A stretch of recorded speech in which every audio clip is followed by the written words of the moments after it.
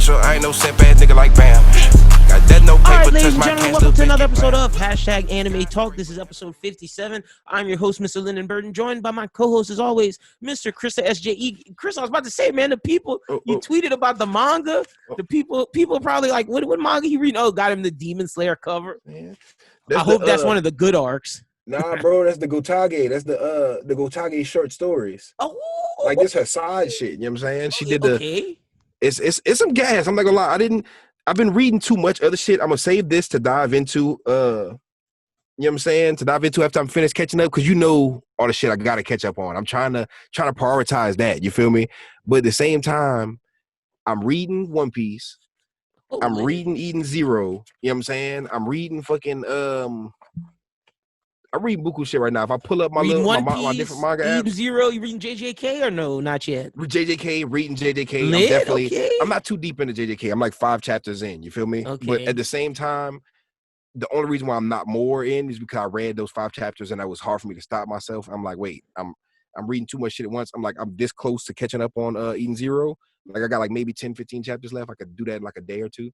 But I'm gonna knock that shit out. Well, you had in One Piece, just out of curiosity. In the middle, not in the middle of Punk Hazard, the beginning of Punk Hazard, with the little fucking the no head, not no head, like the head dude, the head samurai, and okay. So you met Luffy playing like a centaur and shit. You met the. I'm not gonna say his name because you met the samurai. Yeah, for sure. I met the samurai. So the Wano arc has started for you just now. Yeah, I'm not gonna lie. This is the first time I've seen them mention Wano canonically in this. At least since, like, damn, they talk at about least Wano since Thriller Bark. Like I'm watching Punk Hazard. I'm like, wait, these niggas is really dropping gems right literally now. Everything from Punk Hazard to Wano connects. Everything. Now I'm excited. I'm just getting started on it. I'm reading the manga because the dub, you know what I'm saying, is stopping at a certain place, and my girl is at a certain place in the anime. So I'm like, I'm gonna keep watching anime with my girl, but I'm gonna read the manga and just zoom past. Yeah, thank the stars. So we'll talk. I just gotta catch up. I feel like I'm gonna catch up on Eden Zero.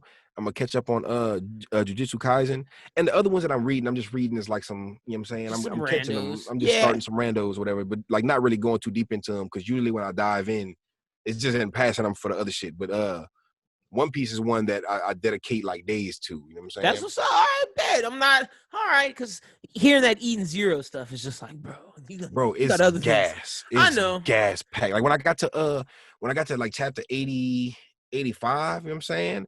Something happened, or 84, something happened, and I was like, bro, I did not think this show would, or this series would take it there, because like, damn. So I got to get through crazy. I got to get through the first couple of chapters, BS, and then get to the gas. They got like a little funny, etchy arc. You know what I'm saying? They got like it's heavily, you could tell it's like made by the same dude who made Fairy Tail, but she got a lot of heart in it, and I feel like it's gonna steer different than Fairy Tail. It's gonna be a little bit more put together. You know what I'm saying?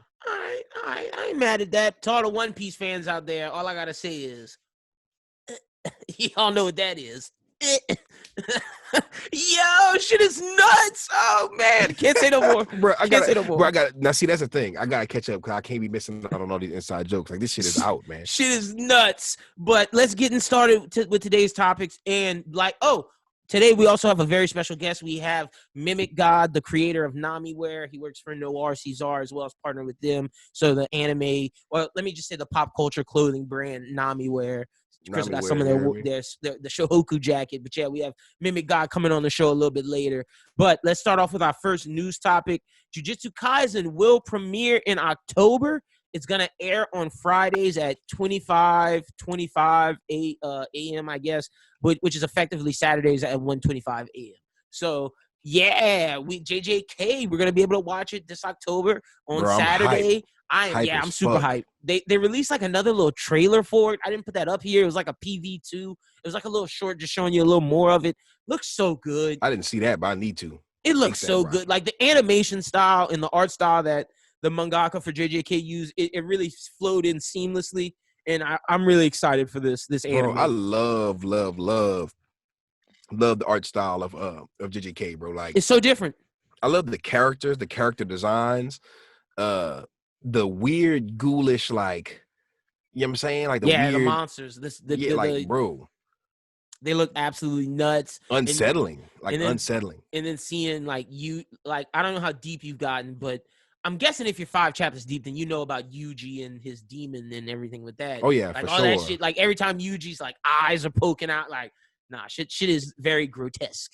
And I'm not gonna lie, I love that because I consider this to be horror, but it's shown in horror. Like Promised Neverland is shown in thriller. You feel me? You could even, I guess you could say horror for Promised Neverland too, but Yeah, a this little one's bit. definitely horror. Like you could tell, like when I first saw it, right? It gave me Bleach vibes as far as the character designs, as far as the aesthetic, kind of to a certain extent.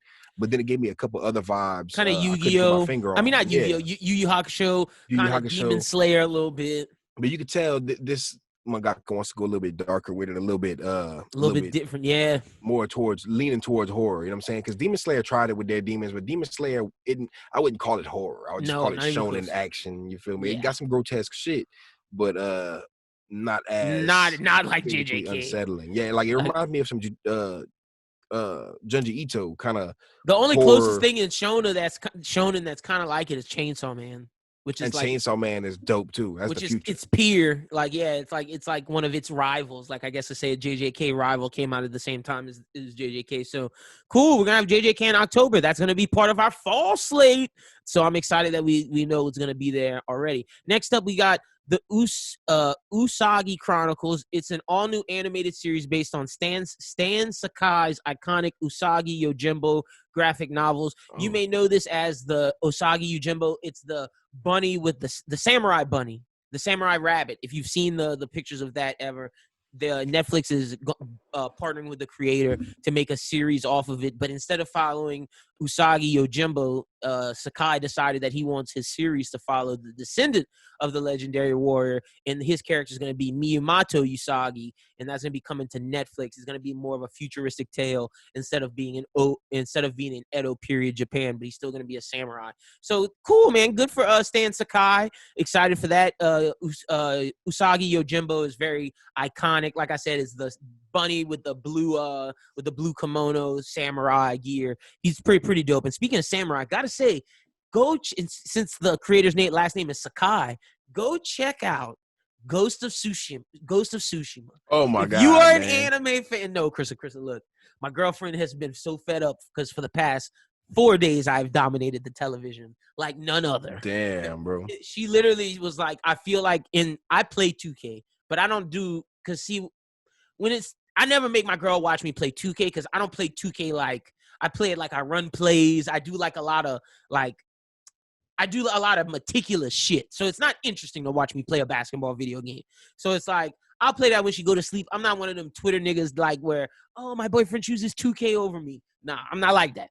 But for the first time, she was like, man, I feel like one of those girls with this game because could not put down Ghost of Tsushima down. The fact that they like, you recognize a lot of the tropes from Japanese lore and from all these animes you watch. The fact that there's a Straw Hat gang inside of the game, and they're like this group of samurais that's doing their own thing, and it's like the Mugiwaras, and it's like, oh shit, and just everything about it, the fighting styles, the different sword styles.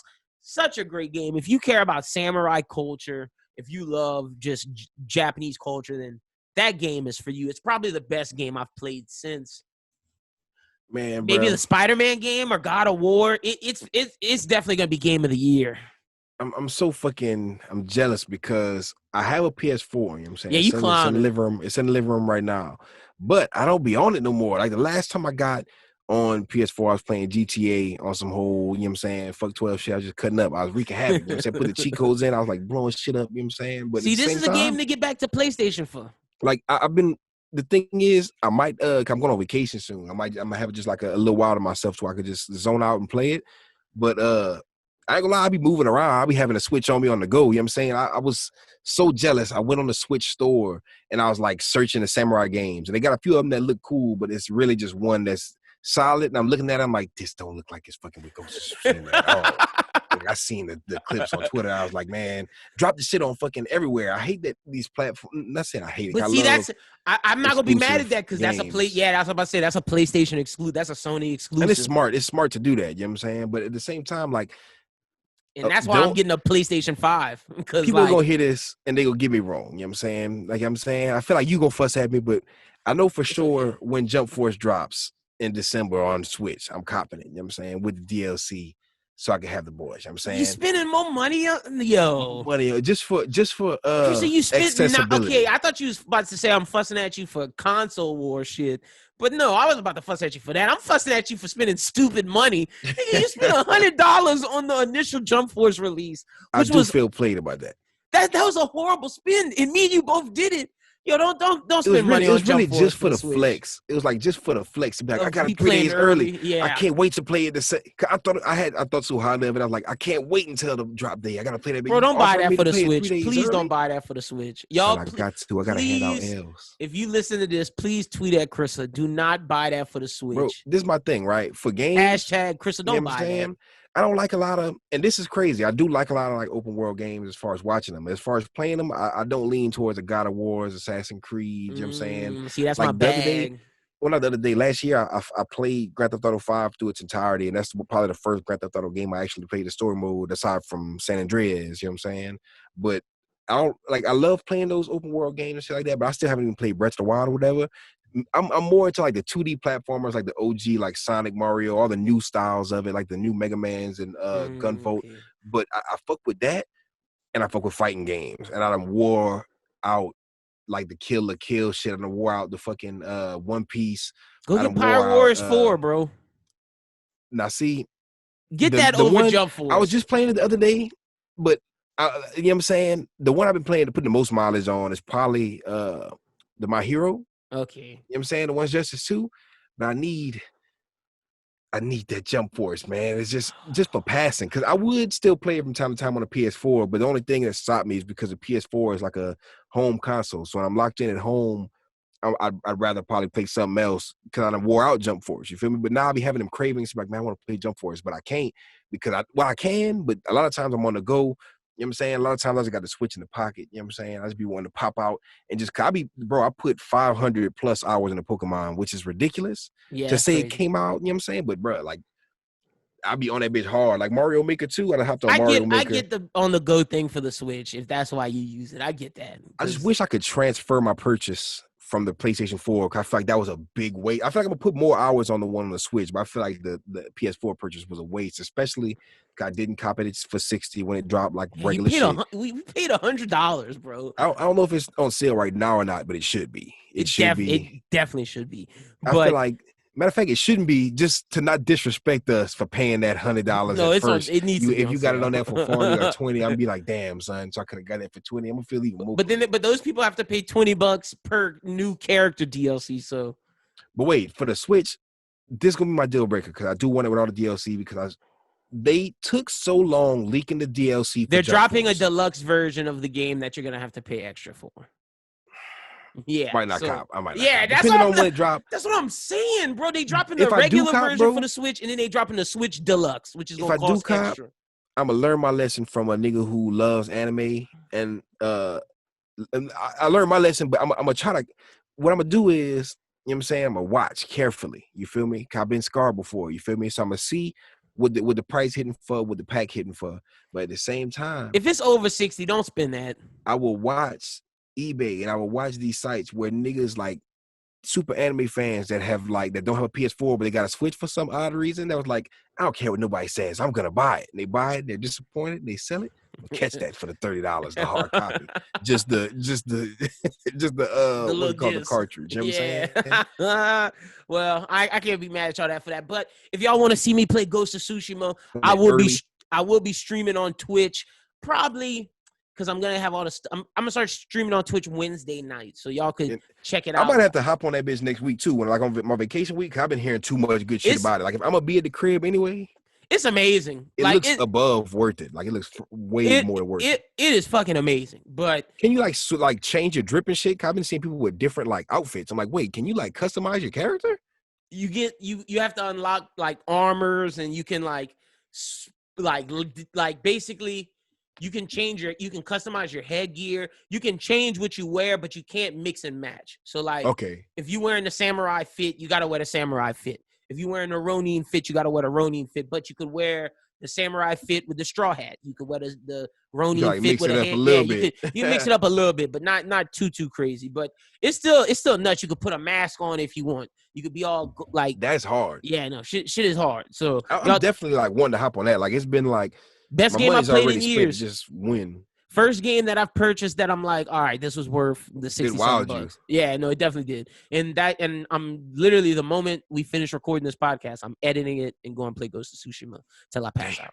So That's real talk. that's the plan. But the final news story we have is, and I'm gonna list off some of the things that I think are important with this news story. But Kodansha Comics have announced that the company will be hosting a panel at Comic-Con at home, and during this, they will be showcasing exclusive content, new stuff that they're planning. But inside of it, they're going to have a Shaman King panel. The panel will be celebrating the 10th anniversary of the series. Along with that panel, we'll get guests from Kodansha Comics, as well as insights into the anime and many more surprises. I'm willing to bet that we're going to get a trailer.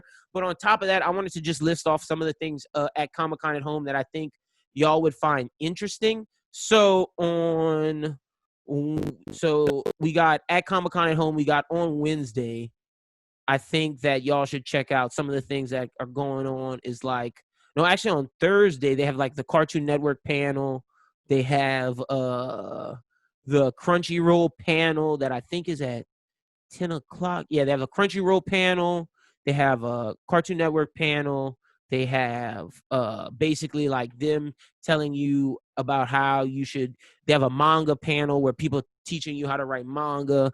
There's like HBO, Crunchyroll, Adult Swim panel, which is all the stuff that HBO Max is putting together with Adult Swim. There's all kind of good stuff. You can go to comiccon.org and they will give you their programming for Comic-Con at home. But it is, I gotta say, man, to say that they're doing this at home, I gotta give them their props because this is crazy. This is some good stuff. And it goes from Wednesday to Sunday. A lot of the cool stuff is from Thursday to like in between Thursday. Wednesday has some cool stuff, but it's from Wednesday to Saturday. Sunday is not too cool of stuff, but you see Wednesday, Thursday, Friday, that's where they have some really, really dope stuff. So go check out the website. They'll give you all the different things. Like they say, how to break into manga, how to be a voice actor, things that you should do, tips and whatnot. They have all kind of good panels if you're trying to be a creative and either create your own manga, be a voice actor, create your own comic, make an animated series. Like Cartoon Network is doing a panel where it's like how to storyboard and how to get your art and shit ready to be animated. So I can't do that, but I will definitely be checking out the manga writing panel and the comic writing panel and the voice acting panel. A lot of I be peeping out cool a few stuff. of those. I know a bunch of people in those fields. So for anybody out there who wants to dabble in these different fields, you know what I'm saying? Like, don't be scared to get your foot in that water. Like, you might be somebody who, not saying desperately needs, but this might benefit you more than it'll benefit most people. If you're already wanting to get your feet wet in certain shit, I definitely see this being dope as hell, especially the at-home part about it. So yeah, it's like and it's free. All you do is go on YouTube and you watch it. It's literally free. And for all the people who care about like future shows that are coming to Adult Swim, coming to Crunchyroll, coming some of the anime stuff, there's gonna be different panels throughout that has announcements and shit. So I would definitely be checking it out. And this is probably why we haven't had a lot of news, is because all the news is gonna be released this upcoming weekend. So I'm waiting to hear what's going to be popping, because you already know every time we get like a big you gonna get a show. You gonna get a Shaman King trailer for sure. Ooh, you think I'm gonna get a Shaman? Yeah, you really think we gonna get a Shaman King trailer, son? The way they talked about that panel is like we have a lot of about that, son, and surprises, because they're gonna announce the anime for American fans. They're gonna, with the anime, announce it. They're gonna release a trailer. Like, they're not just gonna sit up there and talk about the series the whole time without showing us something. There's no way. I want that more than I want my next breath. You know what I'm saying? You gonna get it. Because the thing is, bro, I've been waiting a long time for this announcement. Like, Shaman King is one of those childhood ones for me. We've spoken on this a million times, but I'm just like, I'm hyped to my core. Like, no, you'll get it. Do me so much justice. This is one of those things where I'm willing to bet. I'm 85% confident that you're gonna get it. I'm like, yeah, I'm willing to bet a lot, because you're not going to Comic-Con. And see, this is the thing. Comic-Con knows that the fact that there's no DC going to be at the panel, there's no Marvel going to be there, there's no Disney, because they're all hosting their own cons to do their own thing, to traffic to their sites. Everybody's like, we gonna get this money. Comic-Con is like, they need some things to make the internet to trend. They need some things to trend, and they need things to make big announcements, to make big splash, because that's what Comic-Con is. At least that's what it is today. It's to announce TV shows, to announce movies, and to bring forth trailers. It's like a rally. It just gets people hyped up. It gets people really hype about their fandom. Yeah, exactly. So I think you're definitely gonna get one. I think all the TV shows that and all the studios that are gonna be there that aren't, like, for example, The Boys. We might get a new trailer, but like, I'm not excited about that. I'm excited about stuff like HBO, what's coming next. Adult Swim's having this adult animation thing where they're discussing some of their new adult animated shows. That's gonna be Adult lit. Swim? Yeah, Adult Swim has like 4 panels. Yeah, no, we're gonna get like it's gonna be lit. So like we're gonna get a lot of cool show announcements for like HBO Max, Crunchyroll, Adult Swim, Toonami, and yeah, so that's gonna be lit. And Rooster Teeth. So that'll be lit. But speaking of movies and TV, the question that I had this week before we get into our interview, I wanted to ask you, being that Tenet, and I know this is a live action American movie conversation, but this really affects maybe not UK and our foreign listeners. Shout out to our listeners in Ireland. What's up? We fuck with y'all. Shout out to Dublin. Shout out to everybody out there. We fuck with the Irish mob because they definitely listen to us. But for all of our American fan base, we're fucked. Like, in terms of movies, we're fucked. Tenet got delayed, and that's the new Christopher Nolan smash. It got delayed indefinitely. And with that happening, I don't think we're getting any movies in theaters. Tenet was supposed to be the first one. Man, it's fucked. It's fucked. And with that being said, I don't know if we're getting the Demon Slayer movie this year. We could kiss that Demon Slayer movie goodbye, especially for 2020. I don't think that shit is gonna shake back. The way that people are reacting, like it's maybe bad. I'm exaggerating, but the way people are reacting to this coronavirus in the U.S. The earliest I say is December. The earliest I say we're going to the movie theaters is December. That is giving it a lot. That's best case scenario. Yeah, it's super best case scenario. Like I don't even see 2020 it happening. I just think maybe, you feel me, like shit's gonna shift in a weird little way. You feel me? And I'm not gonna lie, people aren't mad at it. They already gotta, like, when I go try to watch a movie on YouTube or watch a movie on whatever, sometimes you'll buy a movie or you'll rent a movie on YouTube, whatever, for the convenience. Boom, pop up on Netflix next month. You know what I'm saying? Like, people lose rights and shit or whatever.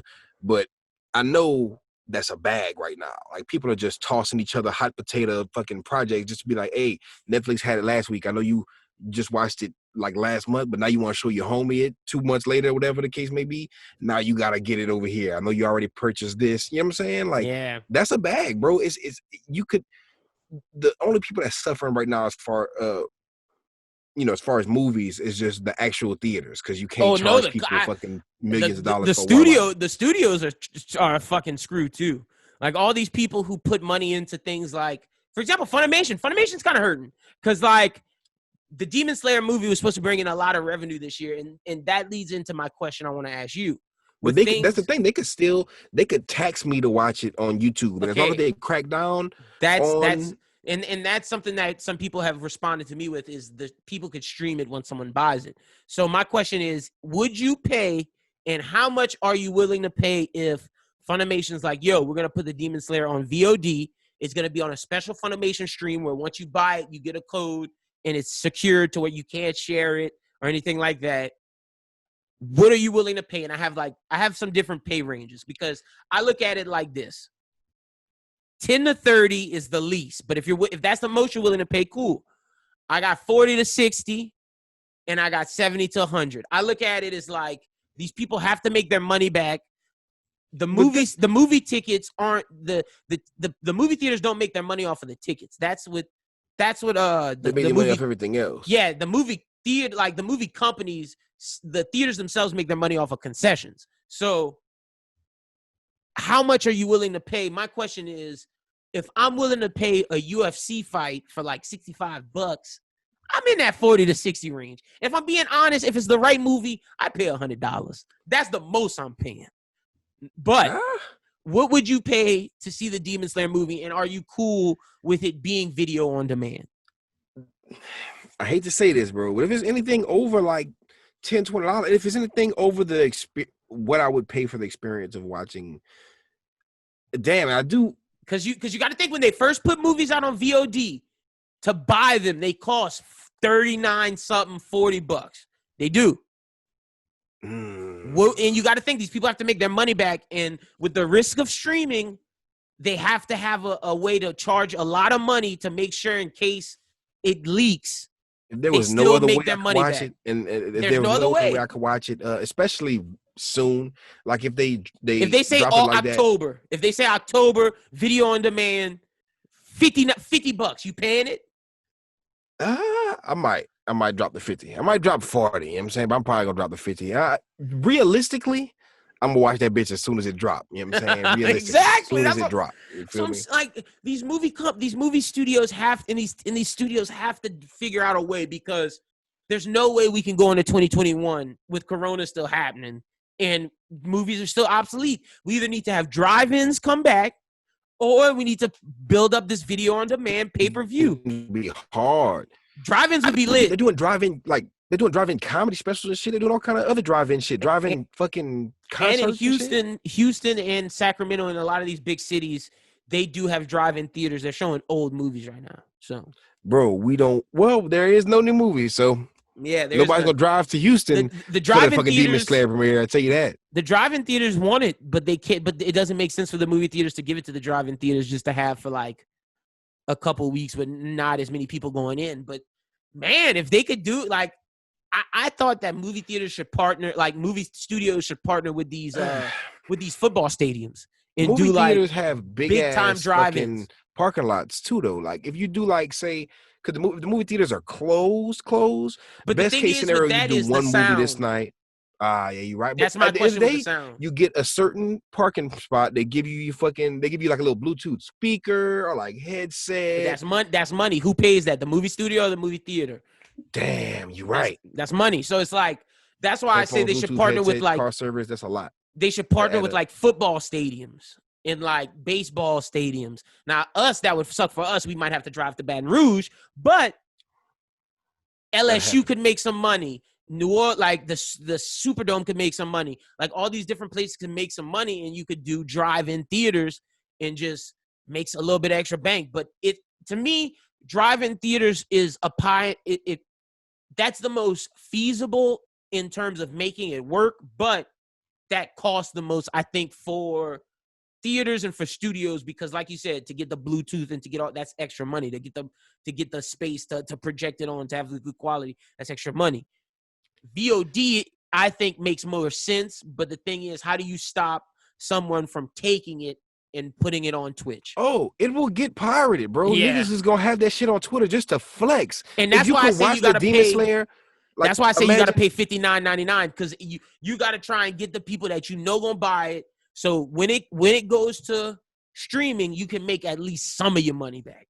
Now, see, I'm just being realistic. You know what I'm saying?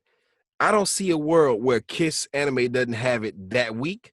And at the same time, I also don't see a world where Twitter doesn't go buy it for $60, $50, however much you're going to spend, and get on Twitter. Not post the whole movie. You can't post the whole movie on Twitter, but they will go in there and spoil the fuck out of it. They will go right to the end. Like, we know what happens in the manga, but a lot of people who are strictly Demon Slayer movies, this is not like a Dragon Ball Super movie. This is a canon, Dragon Ball Super movie. Yeah, this is a canon movie. This is a movie that's a part of the actual canon manga storyline. So if you spoil some shit, you're really ruining it for the anime watchers who have to watch the movie to know what's about to happen in the story. You know what I'm saying? So if you spoil some crucial shit, I don't see them not doing that. Twitter's not that mature. Oh, that's gonna happen. I don't think the studios would be able to control that kind of. Oh no, they can't control the spoilers. They can maybe control it not going on Kiss if they get the right kind of technology. But like we were talking about off air, the thing is, people can hack that on shit. Kiss, bro. Yeah, but they're gonna pull it from Kiss, but people can always download the HQ Blu-ray and put it back up.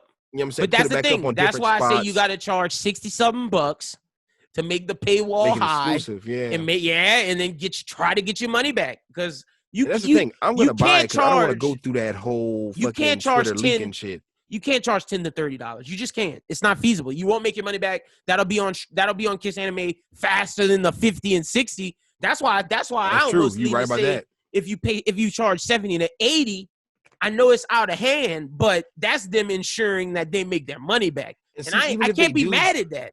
like even if they do that, like maybe I wouldn't pay 70 to 100. I I would wouldn't pay definitely that. pay I up wouldn't to pay that for the 50. Demon Slayer movie, but I'd pay that for like if the new Christopher Nolan movie, if they told me tomorrow that movie is $79.99, I'm paying. I'm sorry, Chris, I gotta pay for that. I'm doing it for the Demon Slayer movie. I'm doing it for the Lupin the Third movie for sure. For the Lupin the Third movie. If they tell me the Lupin the Third movie $59.99, I'm paying it. I'm paying it. I'm trying to think about what else. I don't know what else. There's not too many more. Not a lot of movies. Not too many more movies that are coming out right now. At least, I like watching stuff in the comfort of my own home, bro. We live in Lafayette, Louisiana, where there was a shooting at the Grand Theater. True. And I personally have been back to that same me fucking too. Grand Theater. Like, yo, did we go see? We went I to hit My that Hero Grand there Theater multiple times. Bro, I went literally. My friends and my family did not go to the movie for like a couple of months after that shit happened. I was in the movie theater the first day that bitch opened up again. I said, if I'm gonna get capped at it, I'm gonna get capped at it anywhere. Like that's what, like, if I'm gonna get capped, the safest time to go in a movie theater is right after the it reopen from that shit. They're gonna be way super strict on that. The cops was there checking niggas. Like I was cool with it. Check me, nigga. I don't have shit on me. I'm going to sit as down long as you check the nigga behind me. Yeah, you can't be like checking me and then you know what I'm saying. Oh no, they checked everybody. You gotta be checking everybody, bro. They checked everybody, and that's what I'm saying. Like I could get shot at my grocery store. Like I'm not about to go. Watch this new movie. So fuck. I'm not gonna lie. Being in the movie theater, bro, it was weird at first. Not even just at first. There's certain times because I've been a bunch of times, and like with certain people get up. I waited a long time, and I pick where I sit too because I always try to sit by the exits. Man, me too. I strategically plan my seats, but you know how you said you feel me? You went the day the day they reopened. Yeah. Like for a hot little minute, I was like, nigga, what? The movies? Fuck the movies, boy. Wait till they come out on DVD. So I didn't go see a lot of shit. But it was probably a year or so. But I did start going. That was my family. Like, okay. My family and friends did one of my homies waited like 2 months and then he was like, fuck this, I'm coming. And then but most of my homies, they waited a year, bro. Like there was I waited a hot little minute, bro. And it was awkward when people would get up during this like, ooh. And I know we should laugh at that, but it's true. Like one time, it's a real thing. Somebody had came in there and like looked around, but I guess they were looking for somebody. The thing is, when I go to movie theaters, when I go to like me and you have went see a movie before and we sat by each other because we didn't go together, but we met up there, we got together and we chilled in the same seats or the same little area. I remember one time we went to the movie theater and was like, hey, we going to the movie theater. We couldn't meet up. We just picked some fucking seats and sat down and chilled and watched the fucking movie. Niggas came in there and they was like looking real suspect, like just looking. It was one dude. He was looking around for somebody, like, "Ooh, I'm gonna catch me one today." And he was looking at everybody in their eyes. I'm like, "Bro, what you looking kind of long?" So he leaves. I'm like, "Okay, that was weird." You know what I'm saying? I'm like, it threw me out of the experience. Like I forgot what the fuck happened in the movie. So he comes back and he's all like, he looks again. And I'm like, "Oh no, son, like you sus, like you being sus right now." But then in a little bit, you feel me? He had started calling people names. So he was trying to find somebody, but apparently he didn't find who he was looking for. So he shot out and didn't come back. So I'm like, okay, Gucci. At least like at the end, he kind of made it clear by like calling out for somebody. It's like, so you should have did it at the beginning. That'll cut out. You'd have found him the first time. You know what I'm saying? But second of all, I just being in that experience is. I'm not saying I'm fucking. And being that we're in Lafayette, like the fact that a shooting has happened tonight, like one of the movie theater shootings, our town is on that list. So like, I don't want to be watching a movie and have to go through that in my head. Oh my gosh, that would be. This is probably an irrational fear because a lot of people probably don't even think about it. They probably heard of that Lafayette shit and they were like, "Oh, that's crazy. They wild in Louisiana." But but people like the other places where movie shootings happens. I know those people think about it because it's like you can't help but think about it. Yeah, and it's like you can't let it control your life. Like I went to movie theaters a lot, but I will say. I'm way more comfortable in my crib, and I do blow a fucking bag in the movie theaters. And I do wish, I always say that when I go in there. That's what I'm about to say. The movie theater experience, you spend 20-something, $30-something bucks. If you spend 20-something going by yourself, or let me say this. If you cheap, you spend about 15 to 20-something bucks. 15 is minimum, just getting your ticket and maybe getting you a drink. Mm-hmm. If you go with a girl. Unrealistic. that's a $40-$50 night, partner. So Bro, real talk, especially if you're paying for everything. You might as well just blow the $40-$50 at your house. Because they give you those little deals, bro, and them deals be so fucking cut. Like they give you like a deal where you get all this thing, like all this for like 50, like all this for like 60, but the prices be so bad if you were to get everything individually, it'd be like, you know what, fuck it, you already fucking me. You know what I'm saying? That's why I say you might as well pay the VOD, and then if your girl like, oh, I need some snacks, bitch, go to the kitchen. I'm just joking. That's what I'm saying, bro. Real talk though, like I would love to be in the crib watching a movie, paying whatever I have to pay to watch it, and I could sit in there, I could pause it, go piss go to the bathroom without having to, you know what I'm saying, miss nothing. Yep. Shut up. You know what I'm saying? Like I would hate having and I could pause it, go pop my popcorn, come back, ran out of popcorn, refill, go get some more. I could be eating rice dressing, my favorite. I could eat I can hit Sonic. I could like order pizza. You feel me? Chinese. Because this is the thing, bro. When you go to the movie theaters, you get popcorn or nachos, popcorn and a drink, or nachos. But the thing is, anything else. Oh yeah, anything else you get from the movie theater, it's gonna be super expensive and not worth it at all. Like, bro, if you're getting a hot dog, if you're getting a pizza, if you're getting chicken tenders and fries, you are losing. Bro, I was over there losing. One time. I think it was last time we went to the new My Hero movie. Like I got some chicken tenders, right? And they had this little thing they were supposed to shoot them out. Super lost. In the shit already. I'm like, shit, I'm gonna be a little bit late. They take forever with these fucking chicken tenders. So the little machine shoots the chicken tenders out onto the fucking floor. I'm like, what the fuck is going on? Like, what? Son turn around, he fiddling with some shit.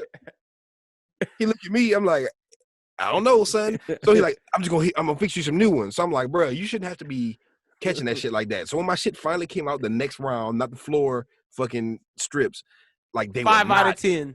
They were hot garbage, and bro, they were like 3. It was like 3 of them. Major loss. I pay for this, bro. That's what I'm saying. The only time I have bought anything besides nachos and popcorn at the movies was the first time when the Grand opened. And I know people who don't live in Lafayette don't get this, but like the first time they opened, they had like homemade pizza, and that shit was cash money. Like I don't know if you remember when the Grand first opened, and they were selling pizza. That shit was the best. It sounds so familiar. Because when the Grand first opened, it was definitely more grand than it is now. Like when that motherfucker opened at first, it was booming. Like I'll go to the Grand. Was fire. It was next level. You feel me? And I know people are like, what the fuck are these dudes talking about? But it's like, no, man.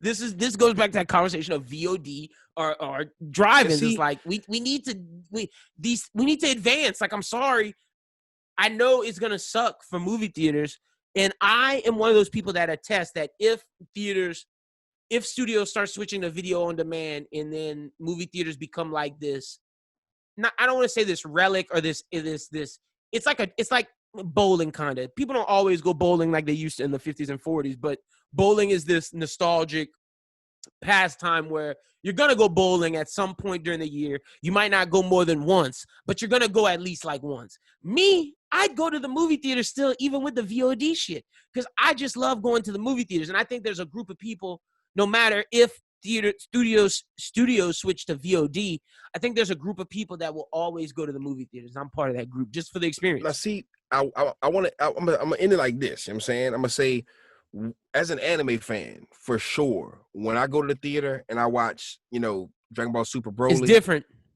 When I watch the My Hero movies, it hits so different. It hits super hard. There's nothing like the that sound, experience. If you got a job, you know what I'm saying, like you take off for work. If it's limited release and you got to drive out of town, you drive to go with like your make friends. A trip out of it to go to the movies. There's nothing quite like that.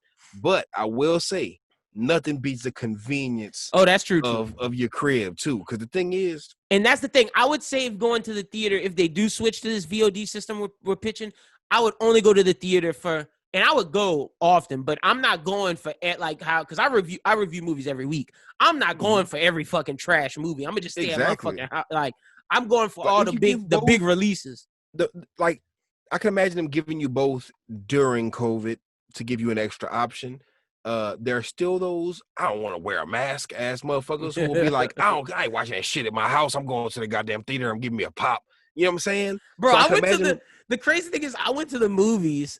on the like right when COVID started. Like I was one of the. I went to Oh like no, one of the, you went to the COVID movies, bro. I went You to the really love going last to show. you one No, of them. I am one of those. I love going to the movies. I You was one be of in there those. with the mask and everything. Like, Bro, hey, I would be. I literally said, Chris, when they were talking about bringing the movies back before they got shut down for 2 weeks, when it was like how it's gonna be like 6 or 10 people in there, I told my girlfriend, I said, I'm gonna be one of them 6 or 10 niggas I in see there. me. I definitely couldn't be in there with no mask on because I gotta eat popcorn. Well, if I'm 6 You or know 10 what I'm away, saying? I don't know if I gotta wear. Like if I'm 6 feet away, if they only got 6 Maybe you gotta people in wear the a mask theaters until you get in until there. you sit down. Then, Yeah, I'd and wear whenever it you till I get up sit to go to the down. bathroom, you gotta wear a mask. You gotta have a mask out. But when you're in your seat away from niggas, you can And see not me, wear I'm it. the I type of do nigga that. I be wearing my mask. You feel me? Yeah, me Like I too. heard one of my Even when homegirls said, I get out my car and I forget it, like I go back to my car before I go into the establishment, put it back on. and see this ain't no big like political like mass debate or whatever. You know what I'm Yeah, saying? But I ain't no. gonna lie. When I just because it's to the subject, you feel me? I was talking to my homegirl. She was like, "Nigga, I'm not. I don't want to go a lot of places, but I gotta go. I gotta go. And I don't want to wear a mask everywhere, or whatever." I was sitting there like, "Look, I'm gonna wear my mask. It's just gonna limit where I go because I'm one of them people. I'm not like against masks. I'm gonna wear them, but I'm just not gonna go everywhere because I don't want to have to be wearing that going all over the place. The movies is not one of them places I I'd want to wear be it. in with a mask. Like there's certain places, bro.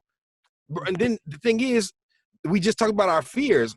Somebody coming looking for their girlfriend, like Yo, where she sit? They got a mask on. It's like a weird mask. It says some weird shit. You got like an AK on. I bear my rights to arm. yo, no. See, in Nigga, Lafayette don't say movies, on there. you would only be able to wear like the medical man. Like they'd have to give you like one of them little blue shits that because like I'm nah, nigga, fuck watching that that. shit at my house. I'll throw a little get together and be like, hey, everybody want to watch a Demon Slayer movie? We got a big ass TV. Let's get it popping. You know what I'm saying? Do like because that would be dope too, like a more isolated incident. Because I would love to like be able to indulge in the whole idea of going to the movies with your friends. Cause like, shout out my brother Kodope, RJ, and Fade and them. Like whenever Dragon Ball Super was hot, we were watching that bitch the second it dropped. Everybody was watching at their crib. Sometimes a few of us would be together. You know what I'm saying? Usually me and Fade would watch them together. But for the finale, the Jiren versus Goku, the big shebang, we had like a big ass party. And it was like, I ain't gonna lie, it wasn't like, I say it was a big ass party. It wasn't like no house jumping shit, but it was like the whole gang got together. It was like 15 plus people. We were just kicking it, watching the movie, you know what I'm saying? And it was like a big home experience. And I imagine if you release some shit like that, like you'll give people the opportunity to do that, especially during COVID. Like small get-togethers is better than a big thing. You know what I'm saying? You just gotta get that right person with that right crib, with that right thing. You know what I'm saying? That right Like everybody setup. in the gang, we debate who got the best the best living room. You know what I'm saying? That should be pretty dope. That's what I'm saying. We got to figure out something because as we move in the future, we can't just stop. Oh, no movies for forever. This is gonna end Yeah, at some definitely point, for and like forever. we got to figure out a way to change this. But with that being said, that's our question for the week. Just wanted to bring that up because I think that's important to the anime community. Just let people know you're not gonna probably get that Demon Slayer movie this year. Sucks to Especially say in it. America, bro. The But American anime community, bro. in Japan, I can't speak for Japanese and overseas. I can't speak for that. Y'all will probably get it. But like if you live in America, we ain't getting that shit. No fucking way. But with that being said, let's get into this week's interview with the creator and owner of Nami Wear, Mr. MimicGawd. Let's get into that right now. Hello, Anime Talk faithful. This week we have a very special guest in terms of, and you've heard Chrissa mention this a bunch on the show, in terms of anime drip, anime clothing, there is no other. This is the one. This is the man. This is the creator of Nami Wear. We got MimicGawd on here. How you doing, sir? What's up, guys? I'm doing good, man. Just excited to be here. Glad to have you, man. And basically the reason why I want to have you on here is just to talk about your brand and say what you guys do for the community. But before we get into any of that, how did you get started in designing clothes? I got started designing clothes when I was in high school. I was in like 9th grade. And if you remember like those big oversized shirts, like the Looney Tunes, like the airbrush look, I was doing like my own versions of those and selling them. And I wanted to know more, so I went to community college for graphic design and started picking up stuff off YouTube and basically evolved that into my first clothing line, Mimic, which is where MimicGawd comes from. Okay. And I did that for about 5 years, and now I'm finally transitioning into Nami Wear. Hell yeah. Okay, so what birth? So you're in college. You just finished community college. You start your first thing. What gets you into? You know what? I'm gonna make anime clothes because it that's not the first like typical thing when you think of I'm gonna make a clothing company. Yeah. Well, when I was doing Mimic, it was all like pop culture clothing, and I was already an anime fan, comic books, stuff like that. And I had a friend who's seen what I was doing with Mimic, and he introduced me to my partner now who does Nami Wear with me. And he was like, hey, man, check this kid out. He does like all these flips on his logo to like different pop culture stuff. I think he'd be like a good fit to do this anime brand. And he said, come up with a couple ideas. I sent him like 20 sketches that same like probably hour. And he was like, oh yeah, like we're definitely about to do this. We can make this anime brand right now. And that's how I started. The rest is history. 100%. So what gave you, because I always see you talking about this on Twitter and just from knowing, being someone that starts his own something, how important is it to not quit? And what can you tell people your advice for one to start their own business? Be yourself 100%. People are looking for, ways to get rich quick. And it's not about that. It's about, making something with a message or being able to provide, a space for people who don't have anything. Like me growing up, I liked anime. Not a lot of kids in my school were watching anime, and definitely not a lot of Black kids were watching anime. And the few of us that there were, we kind of just stuck together. And it's really about being authentic and finding that one thing that represents you. 100%. People gravitate towards that, and you can tell when there's passion behind it, and when there's like honesty and integrity with it, like exactly. And that's what people flock to. What has been the one thing that you think you had to overcome? What's been one of the hardest things to overcome doing what you do? Definitely being a Black anime fan. It's not I don't know, man. Sometimes you just get those looks. You get those looks from people, and they're like, "Oh, some black people doing this thing." I don't know if I could trust it, but have no problem spending their money everywhere else. So we really just had to come like with the correct quality and keep our customer service, above and beyond. No type of complaints, no refunds, none of that. And I think people are finally, able to see us as a legitimate business. See, that's what I was about to ask you next. Do you think it's changing the idea of how people look at on Black-owned businesses, or do you think it's just as bad?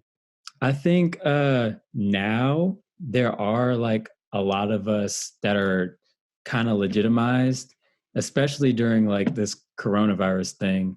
A lot of Black businesses have like had to provide, above and beyond even more. And because we're doing so much with so little, I think people are starting to really respect like what we're able to do with what we have. No, 100%. And that is something that I think across the board, a lot of us didn't expect this Corona thing. So it's about how you can freestyle and improvise through all this. Because, man, I know we're going to go to cons. I know that a lot of people had con things planned all summer, going on tour, and that really affected a lot of people's income. But I like to see how people have bounced back and freestyled. How has been that bounce back freestyle for you? How's that been? We took like a pretty big hit in like March, like right when the lockdown happened. And I was like, all right, since I know we're in lockdown, we're definitely not going to MomoCon in May. We're definitely not doing any of the cons in LA this summer. So I was like, I'm just going to get cons out of my head. I gotta focus on what I could do right now. And we just started putting together like releases that we wanted to do for the con anyway. But I had to basically start turning the page into like almost a network, an entertainment network, instead of just being a clothing brand where they're going to have their attention on there for like a second. I'm bringing in talent to do like videos and make content to give them kind of an experience that they would get at something like a con. 100%. Talk to me a little bit about those shows that you have created, and just say where people can find them at. You can find everything on Nami Wear at on Instagram. It's all on Instagram TV, like through our channel. We have Fantastic Frankie. She does the anime of the week every week. She picks something. We're kind of moving past anime a little bit into like comic books and stuff like that. Just pop culture in general. We got Keenan Baker, and he does the What Does Anime Influence? So he's got a couple episodes up. I think he just sent me an episode today, so I'm going to put that up today. And we're getting ready to do some gaming channels. We're doing tournaments, stuff like that. 100%. Why the, and I don't want to say the switch, but why the broadening to comic books and just other pop culture things? I don't like, we are an anime brand, but we like everything. Yeah. Like me being partnered with Noir Caesar, they're a company known for manga and anime, but we're kind of switching into adding like superheroes and things that aren't going to get covered, anywhere else. Like we have to kind of house all of that at the same time. And the same fans that are fans of anime are definitely fans of like Superman, 1000%. Batman, things like that. No, 1000%. I think that's a good look for the brand. If if I don't say so myself, but tell the people where they can find all the clothing at on the website and everything, and just give them your socials before we talk about some of your influences. Because I gotta talk to you about some anime. This is anime talk. Yeah, you guys can find everything at NamiWear.com, Instagram Nami Wear, Facebook Nami Wear, and I don't think we have any other links besides that. Noir Caesar, NoirCaesar.com for the manga, and I think that's it. Tell real quick, just because we brought that up at the end, and I don't want to let anybody who doesn't know what that is, explain to the people what Noir Caesar is and just what y'all are doing over there. All right, Noir Caesar is our manga anime publishing company. We just opened up an animation studio, and we're getting ready to start building our first pilots for some of our original titles. We have a bunch of like really dope titles, like a bunch of different things, fighting, love I know story. Exogenesis is hard, like, for sure. A lot of people know Exogenesis. I forget the name of the studio that did the pilot. I wasn't on the team at that time, but a lot of people seen the pilot at Anime LA, I think, 2 years ago. But we're getting ready to, relaunch all of that stuff and probably get action figures and everything. Hell yeah. That's going to be lit, and you guys are going to have our support. Y'all make sure y'all go check out everything Nami Wear and Noir Caesar are doing.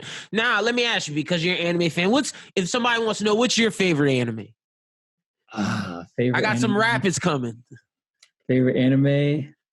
I really love, I'm going to say Yu Yu Hakusho is probably my favorite.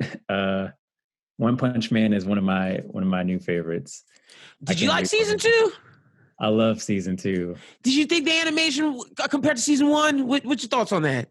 I honestly thought it was good. I liked it. I don't know what people were talking. I mean, I watched them kind of far apart from each other, so I didn't feel like an immediate difference in anything.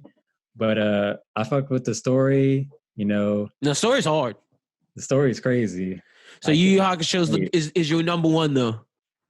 Yeah, Yu Yu and probably Death Note, I think are my top. Speaking of Death, are we gonna see a Death Note drop at some point? Because I know we got the Yusuke drop right now going on. I really want to do, like, I know they just did that book not too long ago. That white jacket that's on there. I want to do that. That shit's hard. Ooh, exclusive. I dropped the air horns in the background for that one. Okay, so what's your opinion on the dub versus sub debate? And I'm just running through asking you some anime related questions because you are the MimicGawd. I like both. There's some shows that I watch in English, and there's some that I watch with subs. Yu Yu Hakusho definitely in English. Facts. Dragon Ball definitely in English. There haven't been too many that I've watched both sides of.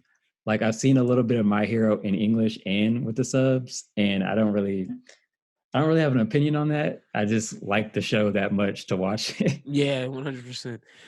What would you say is what is your favorite new shonen? If we're not looking at the classics like the big three, the Yu-Gi-Ohs, the Dragon Balls, I'm talking more so the Promised Neverlands, Demon Slayers, My Hero. What would you say is your favorite of the new school?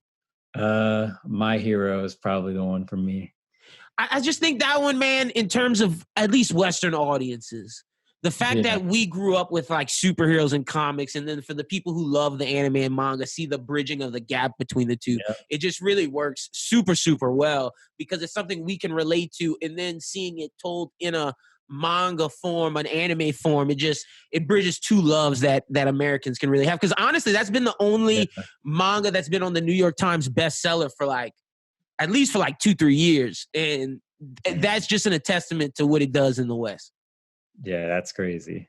So no, 100%. What would you say your favorite video game is? Favorite video game. Man, I don't know.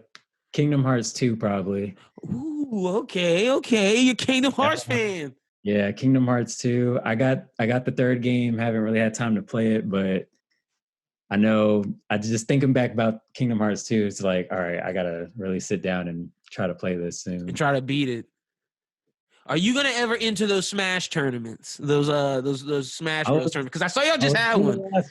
I was in the last one, and I went to the losers bracket immediately, and had to crawl my way out of there. I won maybe 2 matches, but the kids that signed up were like hella good. I was nowhere near ready. They came and brought the heat. Yeah, they were ready to win. That's what's up. That is what's up. I'm trying to think if there's anything else I want to touch on. Do you think that you're ever going to make any drops based upon video games? So I have been looking at moving kind of towards that direction. I'm thinking about Tekken, like some of the pieces in Tekken. They have some cool pieces from pants to jackets to shirts. Yeah. Maybe like Devil May Cry. Like there's some things in Devil May Cry that I liked. Mostly like fighting games. A lot of fighting games. Maybe even some like Final Fantasy type of stuff could probably work. Because it's a lot of like jackets, like bulky things. Man, you need to check out some of those before you get out the anime bag. You got to check out some of those early 90s sci-fi Western, like the Triguns with like the vast jacket, the Cowboy Bebops, the Desert Punks. They have some good stuff for inspiration in there. We kind of try to mix it up, go like a little old, then a little new, and kind of go back and forth to give everybody a little bit of something. You know? Yeah, to show everybody some love. Yeah. 100%. Well, man, tell the people again one more time where they can find you out on social media, and tell them where they can get the products from Nami Wear. You guys can find us at NamiWear.com, on Instagram at Nami Wear, Facebook Nami Wear, Twitter Nami Wear. I forgot I have Twitter. And NoirCaesar.com, Noir Caesar on all the social media sites. And I think that's it. I think that's where everything is. 100%. Thank you so much, MimicGawd, for coming on the pod. Let's get ready to finish Anime Talk with the rest of the show right now. Want to shout out to MimicGawd for coming on the pod. Y'all be sure to follow him. Y'all be sure to check out Nami Wear, www.namiwear.com. Check out all their awesome clothes. They have some really dope gear, if I say so myself, like the jacket Chris was showing, his Shohoku jacket. Shit's fire. The Yusuke drop that they just did, the Yu Yu Hakusho drop they just did, fire. The Plus Ultra shirts are fire. I'm actually about to order me a Plus Ultra shirt myself. Pack, bro. Love that shit. But let's get into this week's reviews. Let's start off with God of High School, man. Let's start off with the gas. We're doing episode 2 and 3. In episode 2, and me and Chrissa, I'm just letting this be known now. Jin Mori can say his name. Yo Mirai can say her name. Han Day or Han Dawai. I'm not saying Dawai Day. I'm calling that nigga Han. So from now on, when I refer to Han, I'm talking about Dawei, Dai, Day, whatever his name is. So Jin Mori, Han, and Mira made it through the first preliminary round, with the next round coming up. The three of them talk about their reasons for entering the tournament. Mira saying she's hoping to find a strong man who can become the successor to her late father's moonlight sword style and rebuild her family's dojo. On the day of the tournament, one of the favorites to win the tournament, Kang, faces off against a Tai Chi user, Go Gamado. That's when all things break loose. So this episode, we kind of run through the preliminary fights. We see Jin Mori wreck through. We see Han wreck through. We see Mira wreck through. And then we see a lot of connection building between them where they're walking home. Jin does his stupid Goku Luffy shit where he taps Mirai's sword off the edge, and Mirai's really serious because that means a lot to her. She slaps him and is like, leave. She ends up going look for it. He goes help her, and then Han comes and help, just symbolizing that these three are friends, and this is going to be our gang moving forward in the show. We see some of the preliminary fights, which is some dope fights, but the big fight of it is Kang versus Go Gamado, and Kang's whooping this nigga's ass, whooping his ass. He's about to kill this dude, and all of a sudden Jin Mori's like, nah, bro, you're not about to kill nobody. Jin Mori come hit him with the three fake shoulders, and with the kick, knocks this nigga into the thing, paralyzes him, makes him think of his backstory about his trainer who abused him, and he don't want to fight no more. And then Gal Gamado got his ass beat so much by Kang, he don't want to fight no more. And all of the commissioners come out and they're like, Jin Mori, you about to get your ass whipped, dog. You got to get punished. And then the leader, the head commissioner, I think his name is Park. I'm pretty sure his name is Park, but I'm gonna look up his name real quick. He popped. He came through and was like, all right, we got to test you because we got to figure out if you can continue on in the competition. And then basically that's how the episode ends. Is can Jin Mori continue in the competition? I don't know if he eats the fruit in this episode or next episode, but we'll talk about that in the next episode. I want to say it's the next episode. I want to say. Yeah. So what'd you think of episode 2, God of High School? I really liked it. I like the his name is foreshadowing Park. to the whole thing too. You know what I'm saying? His name is Park Mujin. Yeah, with all the foreshadowing of what's gonna happen, the commission shit. Yeah, I like the whenever like whenever Jin was sleeping, you know what I'm saying? Mori, whatever, you know what I'm saying? How he was sleeping, Jin Mori, and how Sun had pulled up and he was like fucking with him in his sleep, and he just didn't. He was unfazed in his sleep. You feel me? So he just started to fuck with the other nigga, and he like kind of wakes up out of his sleep. He's like, "Hey, stay on guard." And it's like that's kind of foreshadowing to as soon as the fight happens, Sun getting his ass whooped, Jin got to step in and save his ass and be like, "Hey, you're doing too much right now." You know what I'm saying? So it's like shows that he didn't just pull up for no reason, just on a stranger's battle. They had kind of like a little, you know what I'm saying? Yeah. So that shit was, I really like seeing that. That shit was pretty cool. And all the foreshadowing to like the God modes, and I'm just calling it God modes because they show it in the preview on VRV of like Jin with that little headband thing on his head with all that stuff. Like as of now, this is just a tournament anime, but it's gonna sprawl into something more, I'm assuming, because there's so many chapters of this webtoons, and there's so many different chapters. I got a homie that's on like chapter 200 something, and they say it changes. Chapters. Yeah, they say the show changes dramatically into something else, and we're seeing the foreshadowing with like these different church organizations. Like, what's up with Park? Why can he just bang his hand down and smash an island? Like, what's up? See, with like, I got light spoilers, but like, you know what I'm saying? It gets. I know it's about to get wild. You feel me? I just want to see. Because when I'm looking at it, right, I'm seeing where a lot of the anime is going to take place in that certain area. You know what I'm saying? For right now. You know At least for right now, yeah. Season 1 for sure.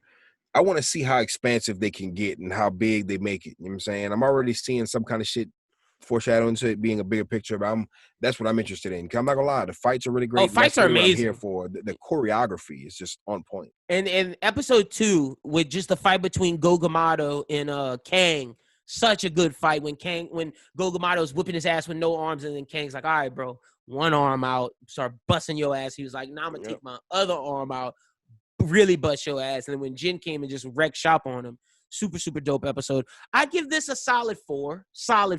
My higher ranking comes with the next episode. I'll give it a good 4.2, 4.3, just because I really like the beginning too. I like how Ymira, how she's like chick samurai, like kind of archetype. You know what I'm saying? You know how there's always there's that Zoro in the clique. They got the swords. It's like you got to have a swordsman in the clique. I like the fact that it's a chick. And I like the fact that she's doing it for a good reason in a time that's way past that. Like you could tell that he's trying to pass on, or he was trying to pass on the sword style or whatever the specifics is about it. And we specifics learned her are about it. backstory in 2. We learned Han's in 3. And both Han and her have great reasons for doing what they do. But episode 3, Mira, I like them more than I like the Jin Mori, main character. Yeah. Well, we gotta learn more about Jin Mori. I know some because I got deep enough to where the preliminary tournament ends. I got into arc 2 and then I stopped at arc. Well, I had to move to a different site and I just never moved to the site. But I stopped at arc 2 after arc 2. So Jin Mori progresses as you learn more about him. He's supposed to be a mystery, but in episode 3 they start foreshadowing it, like, why is Park interested in Jin Mori's grandfather? Like, why is Park interested in Jin Mori's life? He gave him this fruit. But let me read the description and we'll talk about that because that's like some of the foreshadowing stuff we can discuss. Mira faces off against the WWD women's pro wrestler Ma Mason, but her sword fighting can't keep up with Mason's well-built body, overwhelming strength. Mori faces the risk of being disqualified from the tournament after interfering with a match between Gang and Go Gamato. Park Mujin, a National Assembly member of God of High School sponsor, tells Mori that if he can defeat Commissioner Q, that is the green-haired, four-eyes guy, in a match, he will be allowed to return to the tournament. Meanwhile, as regional preliminaries continue across Korea, a secret organization schemes behind the scenes. The key to fulfilling their desires turns out to be ... We don't know. That is the church groups that we talked about there, the people plotting and shit. Let's talk about the Jin Mori storyline right now, and then we'll talk about the fights between Mira and Han, the fights they fought. But basically, the Jin Mori shit is like, he is this guy that we gotta unpeel the layers, because literally, why did he feed him that fruit? What does that fruit symbolize? And I guess that has to do with that superpower that's on the poster for Jin Mori in the background. He's this super being, but we got to know why he's this super being. Why is he the tiger cub of Jin, who is his grandfather? What does that mean? Like, why is Park Mujin invested in him? Park Mujin also said that, like, we're not letting this dude go. So is Park a bad guy? Is Park a good guy? Right now, and this happens in Fire Force as well. You don't really know who some of these conspirators are. Like, Park kind of seems bad, but Park could also not necessarily be bad. He could just be that anime trope where he's like the edgy looking guy who's kind of older, who isn't a villain, but not necessarily a hero, but he's not going to do anything bad. So we don't really know where they fit. What'd you think of this episode? And just let's start off with the Jin Mori stuff and then we'll move to the fights. I did like this episode a lot. It was just really, really throw it off. You know what I'm saying? That whole fight sequence was crazy. It was like a crazy ride, and I need a lot more details. You know what I'm saying? Yeah, got to learn some stuff what's going on with Park Mujin and Jin Mori, but the fights were great.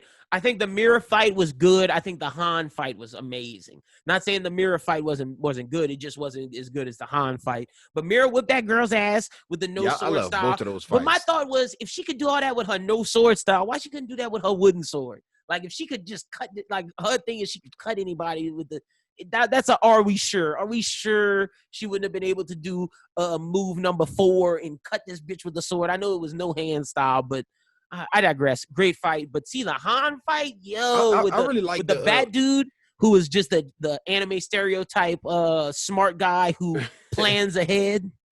Motherfucking Metal Bat from One Punch Man. He was literally Shikamaru and Metal Bat fused. Or not, no, Kabuto with his glasses just pushing him up. I've trained for violence and technique. That shit had pissed me off so much when he hit him with them few shots. Done. I was like, you're not done? What the fuck you mean? Finish? Super fast. He just stabbed it and then boom. But then Han came up with the Fore technique and just fucked that nigga up. Great fighting. Choreography, amazing with both fights. Oh yeah, for sure. I'm gonna have to go flip it though. I'm gonna have to say the Umira fight was my favorite fight. You know what I'm saying? Like, okay. I like this one, but man, that dude, the little glasses guy, he was kind of annoying.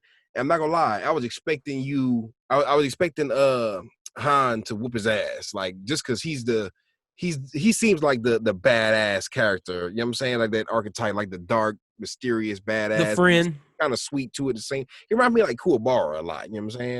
And his backstory is great. The fact that his friend's sick and he's trying to win this to wish his friend like Leorio, to be the better. whole Kuwabara archetype. You know what I'm saying? Like I gotta get some money so I can help my friend. You know what I'm saying? It's like he's like the biggest sweetheart, but you can tell he's tough, like the Iron Giant. You know what I'm saying? Whatever. But at the same time, Mira she was getting her ass whooped, bro. Like she was getting her shit smoked at the beginning with that sword, and then she shook back. I was sitting there like, damn, son, like don't do her like this. I didn't have any expectations. I'm like, nah, son, y'all can't punk her out. But she low key, and I was starting to really like the wrestler chick because she's on some WWE shit. You feel me? Like, she's from America. And I love that shit. You feel me? Because she really stuck to the style as far as the going back, like the whole choreography of the fight. It was so realistic as far as everything that would have happened the way it happened. And I like watching it because being a fan of that old WWE wrestling style, I feel like they incorporated that well, especially when you add in the other fighting techniques that were added in. Like when she did that little swivel move, you know what I'm saying? She did like real the little wrestling, helicopter. yeah. That was some gangster shit, son. And it was animated beautifully. So I like that one. I like the other fight as well. Two top tier fights, especially from the two side main characters. What you giving this 1 out of what you giving this? 1 out of 5. I'll give this one another 4.2, 4.3ish. Just because they both kept me on a same little high. You feel me? This one I'm putting at like 4.3, 4.4. I really like this one a little more than the other one, but like you said, both are left you on a high. Because like we watch these episodes back to back. We don't watch them the week they come out. We kind of wait for them to pile up. But I know at least that's what we do just for our review. And I love doing it because it's like I'm getting two little movies back. Like I'm getting like a little movie when I watch it. For the reason why I like the first episode a lot more too is just because of the whole like it felt like it got dark fast. You know what I'm saying? I was about to say you're a villains guy, and they gave you the first quote unquote like villain that they faced, which is Kang. Like the Kang gang guy, you know what I'm saying? Like how he was it reminded me of Rando from Yu Yu Hakusho. I always got the Yu Yu Hakusho references. How he was like breaking his fucking arms. I was like, damn, son. Like whenever they told him, you know what I'm saying? He's like, you have to take both of your arms out to beat me. He only took one arm out, and then he was already down before the other arm came out. He's like, nah, I'm gonna take the other arm out, but it's gonna be to fuck you up more. Yeah. I feel like the whole banter of the series. I'm sitting there watching episode 1, seeing where the series is gonna go. So now we're at episode 2 and 3. I'm like, okay, where we going? So I'm really excited about that story. You feel me? And I did get a little bit of some teasers in episode 3, but I didn't get enough for me to be super hyped. So I'm kind of just seeing what we about to get like next, you know what I'm saying? But right now, as far as just the fights are on point, but I'm getting more than just good fights. I'm getting good, solid characters, good, believable interactions. Like these fights are going to be more than just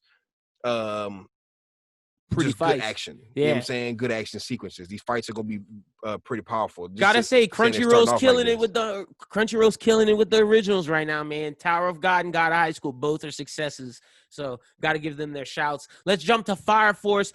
We got 2 episodes. Episode 2, Flames of Madness. Shinra is approved to have a meeting with Company 4 Captain Huaig, who may be able to provide information on the Evangelist and Adola burst. However, once the meeting starts, nearly everyone involved begins to behaving erratically, and that's due to the first pillar. The episode kind of made it unclear, but being that I read the manga, I can clear it up. I know it made it seem like the first pillar was with the Evangelist, but she's not. The first pillar is just, she works free of the Evangelist.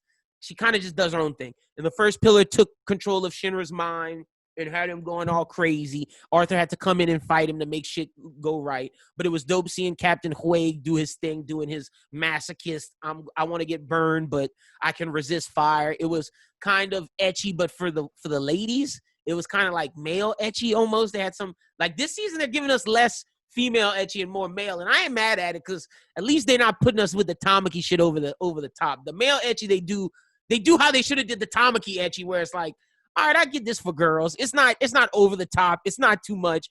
It's not enough to make me be like, oh, they're just dogging us with this male etchy.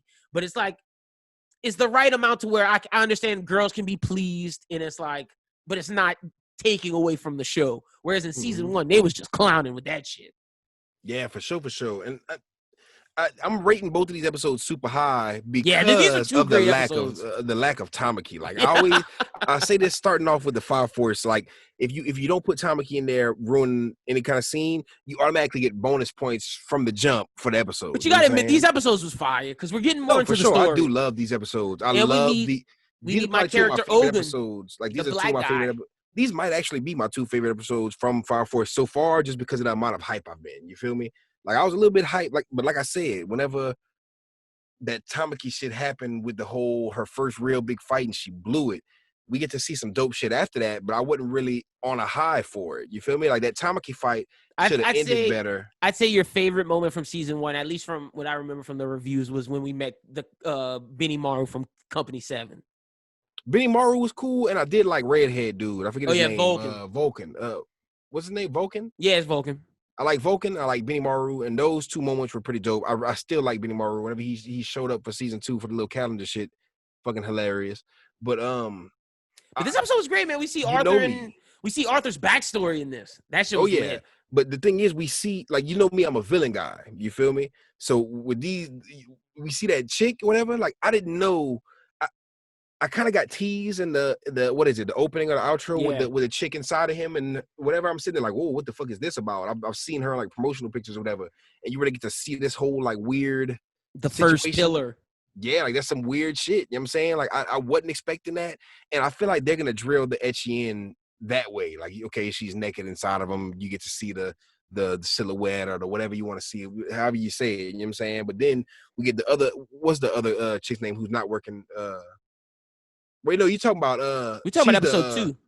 No, I'm talking. You talking about at the end? What's her name? You talking about Humea? You talking about the girl who works for the Evangelist? Or you talking about the yes, her, the one that works for the Evangelist with her little sidekick, with her laggy.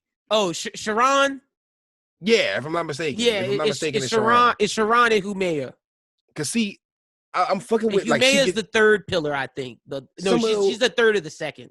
Like, see, what I'm trying to say is with those character designs, that's where they go drill the ecchi in. They go try to keep it, you know what I'm saying, keep it mellow as far as the super fan servicey shit, but they're gonna keep the, you know how they do with the angles, like how Gleipnir was like more of a serious tone, but they still drilled the ecchi in slightly. You feel me? I'd rather you slide the ecchi in on the cool than make it a big, huge thing and it ruin moments. You know what I'm saying? No, I agree with that 1,000. That's what I think they did. Like, that's what I gotta say, because I know, for example, like in the Facebook group I'm in, a lot of the girls that are in there, they really like how they gave to some, like I said, the male etchiness, and they were like, they didn't overdo it, and that's what I'm saying. Like, even for me, it was like, it wasn't enough to where I was like, oh, they're doing male ecchi. I didn't realize until they pointed that out, and it was like, oh, well, that's not like Tamaki. When the male ecchi pops off, it's straight comedy. Yeah. The thing is, with the Tamaki ecchi, it was supposed to be portrayed as comedy. It just wasn't funny. It didn't land. So it's like, if it ain't funny, then what's the point of it? It's just a mood killer at that point. You know but this episode had a lot of good stuff in it with showing Arthur's backstory. I love the new characters introduced. Yeah, and then seeing Ogun, who's gonna be a member of not a member of Company 8, but he's gonna be working with him later in the season.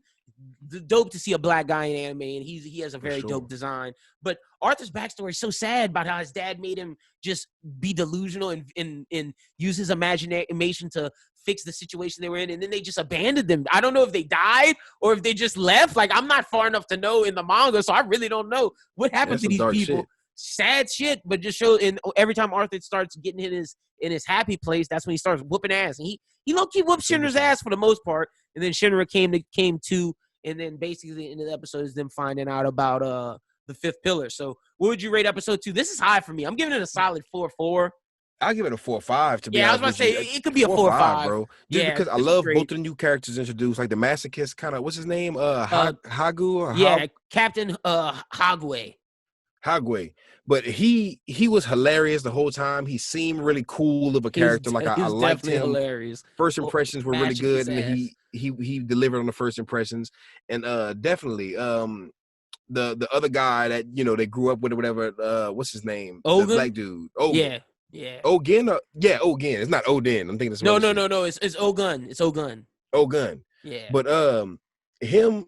He's a badass character, badass design, you feel me? And I really love seeing Arthur get that shine with the fight, because like Arthur's a badass character, you know what I'm saying? He was badass in the jump, but he's badass and goofy. And I like him being goofy, but I like whatever he shows, like, hey, I'm goofy, but I'm more than that. Like, I'm actually I'm Shinra's rival. Exactly. Like, I'm not a laughable rival. Because Kuwabara was badass in Yu Yu Hakusho, but he was a laughable rival. Like, as far as Naruto and Sasuke, Naruto is the goofy one, but Naruto wasn't a laughable rival. You know what I'm saying? I like that about this guy. He's goofy, he's whatever, but you can't just like shrug him off. You know what I'm saying? He's actually can't take the night lightly. He's a super neck and neck with Shinra. You know what I'm saying? That's a fact. If Shinra's not doing his like secret, I'm gonna break my fingers and then turn to the fifth pillar or the fourth pillar.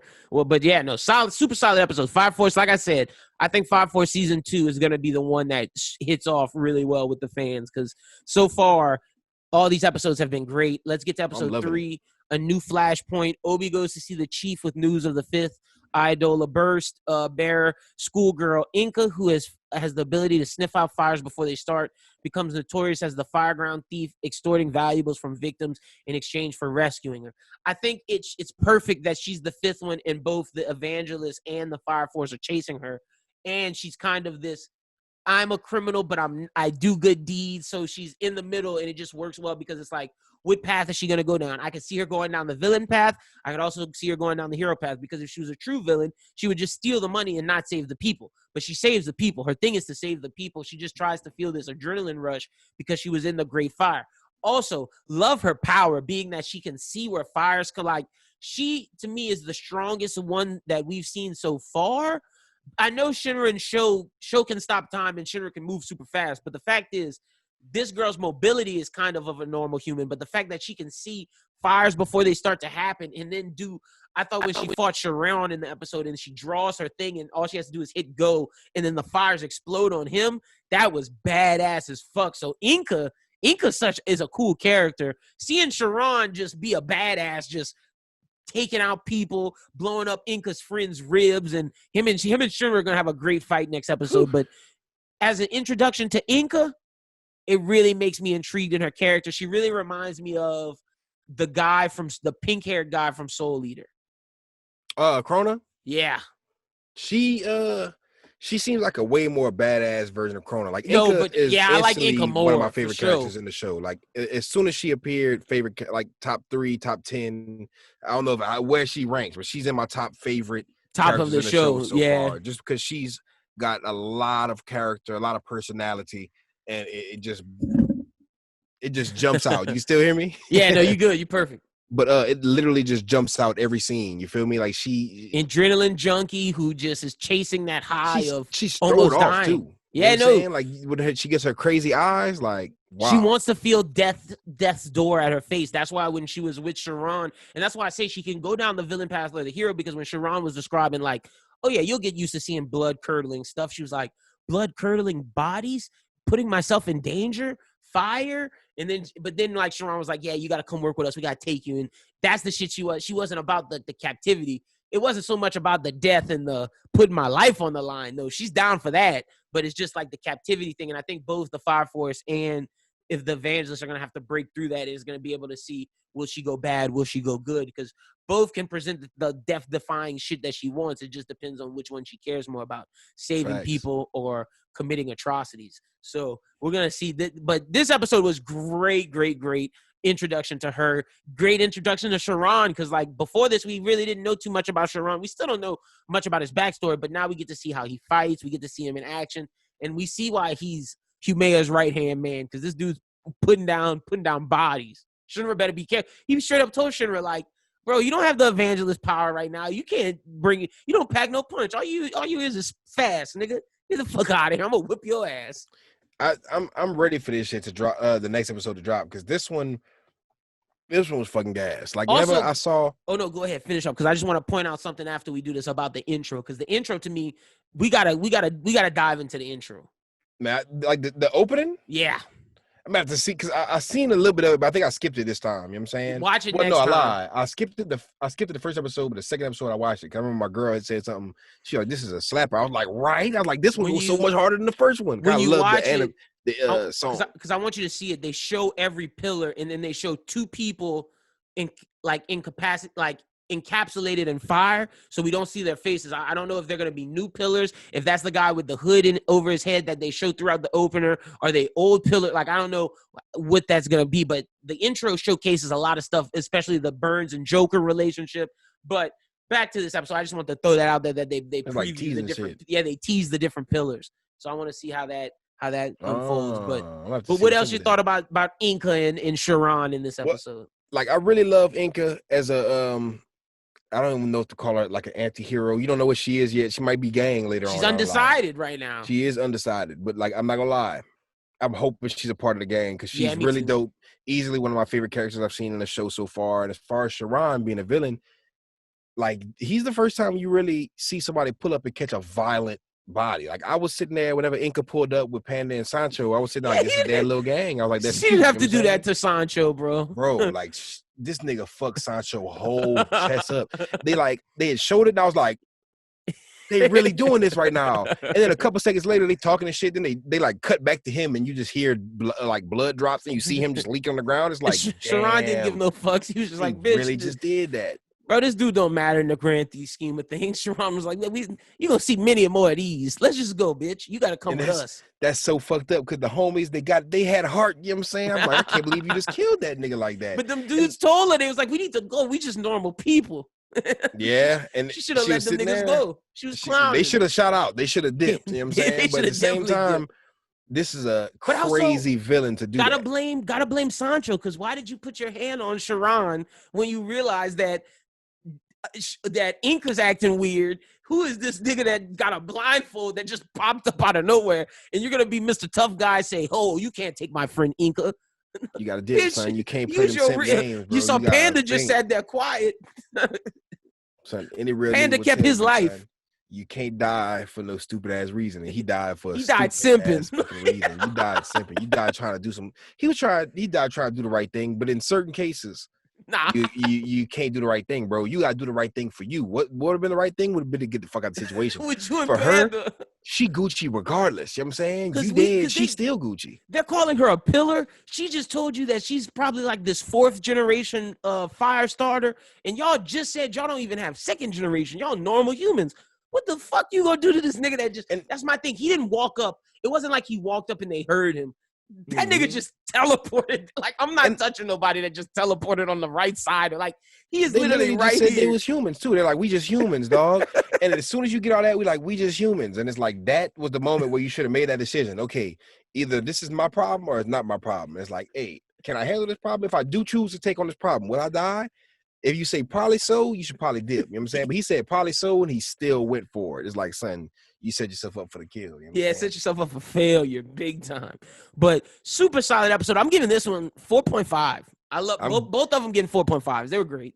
I feel like I was harsh on Fire Force the first season because it was underwhelming. Necessary criticism as far as what it could have been. But this is gonna be my 4 season because I'm giving this one a 4.8, maybe a 4.7. Like this one, I liked it front to back. The introduction to all these new characters, I like Sancho, I like Panda, even though one of them was killed off. Yeah. I like Sharon as Sharon as a villain. I love Inca. Inca's pulling up, made the episode damn near. I love seeing Shinra fly to the scene to like just pull up on some like Goku shit because he was really flying on some whole, you know how they fly everywhere in Dragon Ball Z. He like the only dude in the squad that could do that, so that's kind of badass. He just flying around like pull up so epically. They're like she's Inca's hitting Sharon with her little fire things. You see this line just come down on Sharon and she's like looking up, and I don't know. Sharon has to be blind or he cannot see because there's no way he just. We got to get more backstory on Sharon next episode because like he stood. Shinra just came down and like he just bopped him and that girl was looking up and he didn't bother looking up like, oh, why is Inca looking up? So like Sharon got to be blind. He got to be thrown off or something got to be up with him. But I told you, man. Lyn don't lead us wrong. Lyn don't lead us wrong. I told everybody before the season started, this is the Fire Force season. This is the one that's gonna make it be like, okay, Fire Force is gas packed. You always need that second season. You always need that a little bit more. You know what I'm saying? I always say Naruto wasn't gas packed first season. I mean, it kind of was, but I mean, compared to Fire Force wasn't bad it just came out in a year with Demon Slayer, My Hero, Vinland Saga. It came out with a lot of S tier, and it was like A B tier. It was never C tier. And that's my thing. Soul Eater built up to being great. You know what I'm saying? You gotta let some of these shows get their build. And that's what Fire Force is. I think if it's all said and done, Fire Force has a bad first season, but a lot of S tier second, third, and going forward. I think that's better than having a S tier first season and steadily go down. Yeah, that's true. That is very true. You wanna start off. You want to finish warm up. You know what I'm saying? And you want to just keep. I like shows that escalate. Exactly, and that's what Fire Force is doing. So super, super dope 2 episodes. I gotta say, these 2 shows are great. Like Gleipnir and Tower of God were good for us for the spring, but I think these two. I'm not gonna say either one is better than Tower of God, but I think the two together are better than Tower of God and Gleipnir. Like Gleipnir was good, but Fire Force and God of High School are definitely both better. Yeah, than like Gleipnir. two heavy hitters. We was Yeah. waiting on this. You know what I'm Like saying? this would be if we had two Tower of Gods. We just stumbled upon Gleipnir. You know what I'm saying? Yeah, Gleipnir was an accident. It was cool. It was hot as It was fire, it was too. nice. I liked it, but these It's are not ones that this. the whole world is checking for. You wasn't seeing nobody on the timeline And talking about Gleipnir unless they was in it. I gotta give both Fire Force and God of High School credit. Both of their animation pristine. Like Fire Force looks so good this season. It really does. It looks amazing. Except for that fire. That fire was ass. Which one? That whole CGI fire from the second episode that Inca Oh, was with Inca, saving yeah, old man from. yeah. So that fire, I was like, boy, I know That that's was not the what y'all worst. doing the budget. That was the worst scene, but everything else looked beautiful. Like anytime Shinra's in the evangelist state with all the Amaterasu fire around him. I love that Naruto taught us these wordings because that's all that is the black Amaterasu fire all around him in the evangelist, or not the evangelist shit. It's in the I guess it is in the evangelist realm. And just the way this shit looks this season is exciting. And I can't wait to see more Ogun. I can't wait to finally see Joker for this season. I'm hyped for Fire Force Season 2. A lot of shit got me hyped, especially from the intro to everything that's going on. This season is great. But it's hot right now. Yeah, no, it's great. No pun intended. Like I said, these two shows are amazing. We got two gas pack. Hopefully, Jujutsu Kaisen, we find us another one for the fall to finish out the year. But look, man, if AOT and JJK drop, 2020 wasn't a flop. It was a good, like, I can't say 2020 is a flop with AOT, JJK, Dorohei Doro, Fire Force, God of High School, and Tower of God. That's a win. That's a winning year. We do have a great year laid out for us. Isn't Shaman King coming this year? That's 2021. That's 2021, I think. AOT is this year too? It's supposed to be.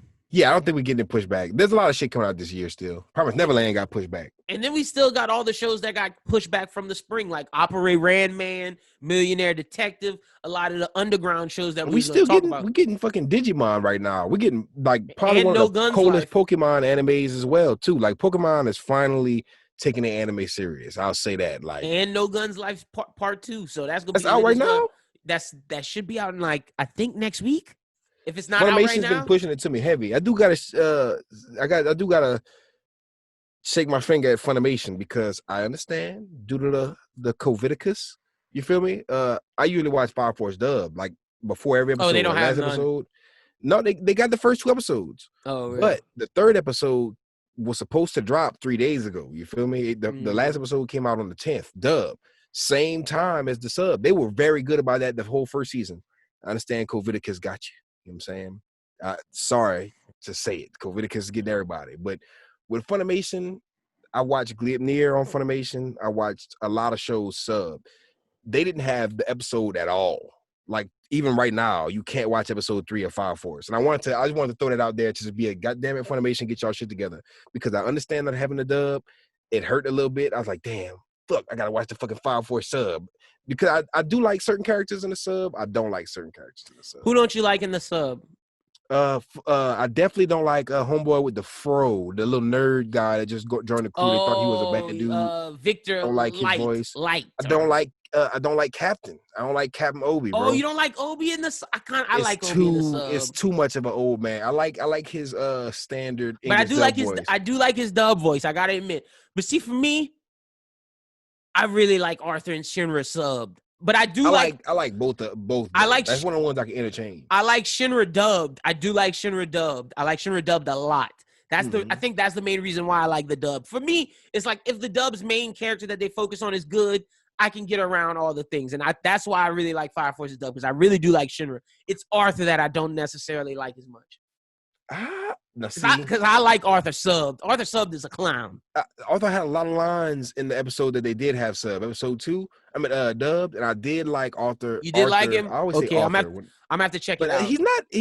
I guess it's just because I came from episode 1 dub. You know what I'm saying? So I'm used to Arthur. Like I like him just because he fits the archetype. Like you know how you get that real hard Japanese Goku, and it's kind of a different character than the American English. Oh, we're gonna try to make him like this Goku.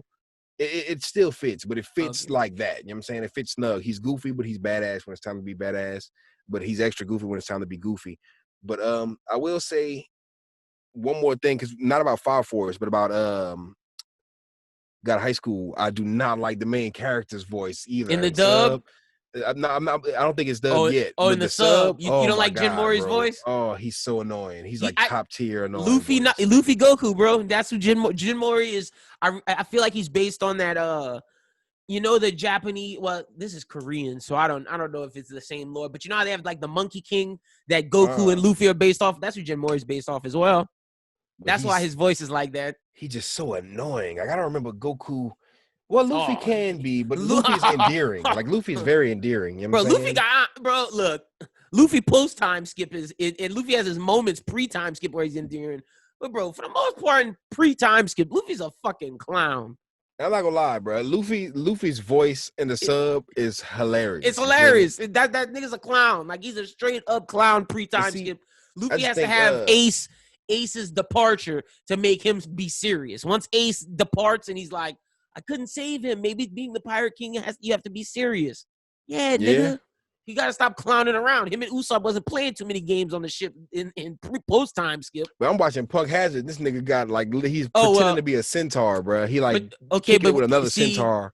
See, he's just goofy. You gonna have a Zoro, but see, they gonna have a moment with Zoro where Zoro gonna lay down the hand like, nigga, we just took 2 years off, nigga. We can't lose. Like, what do we do? Like, I'm other people out, man. I'm hyped. You trying to be the Pirate King, nigga? Take this shit serious. I'm gonna read at least 5 chapters before I go to sleep. No cap. And then Luffy, after that, Luffy was like, all right, Zoro, you right. Like, he's still goofy Luffy, but he's not like Nick said goofy Luffy. He's not pre-time skip Luffy.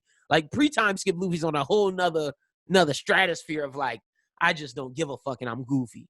Man, I can't wait till I get into it. 'Cause I still feel like I'm fresh off a time skip. So once you meet Law, what they do in this new time skip world. Once you get deep with Law, that's when shit gets real. When they start mentioning Doflamingo, that's when shit's like. And they already kind of getting into the mix. They kind of like foreshadowing a lot of shit. So I'm excited for what's about to happen. Oh, I'm ready.